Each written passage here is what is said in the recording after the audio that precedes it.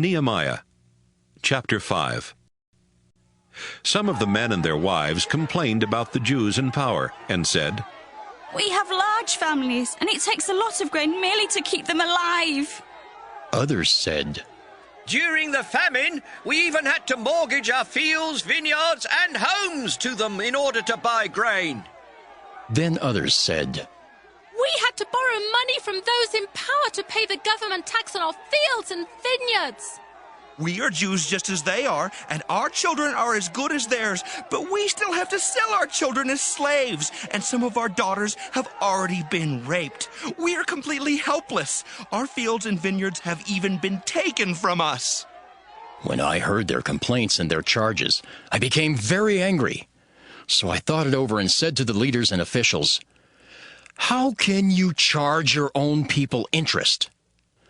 Then I called a public meeting and accused the leaders by saying, "We have tried to buy back all of our people who were sold into exile, but here you are selling more of them for us to buy back." The officials and leaders did not say a word because they knew this was true. I continued, "What you have done is wrong. We must honor our God by the way we live so the Gentiles can't find fault with us. My relatives, my friends, and I are also lending money and grain, but we must no longer demand payment in return. Now give back the fields, vineyards, olive orchards, and houses you have taken, and also the interest you have been paid." The leaders answered, "We will do whatever you say and return their property without asking to be repaid." So I made the leaders promise in front of the priests to give back the property. Then I emptied my pockets and said, "If you don't keep your promise, that's what God will do to you. He will empty out everything you own, even taking away your houses." The people answered, "We will keep our promise." Then they praised the Lord and did as they had promised.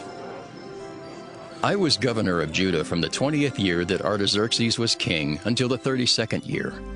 And during these entire 12 years, my relatives and I refused to accept the food that I was allowed. Each governor before me had been a burden to the people by making them pay for his food and wine, and by demanding 40 silver coins a day. Even their officials had been a burden to the people. But I respected God, and I didn't think it was right to be so hard on them. I spent all my time getting the wall rebuilt and did not buy any property. Everyone working for me did the same thing. I usually fed 150 of our own Jewish people and their leaders, as well as foreign visitors from surrounding lands. Each day, 1 ox, 6 of the best sheep, and lots of chickens were prepared.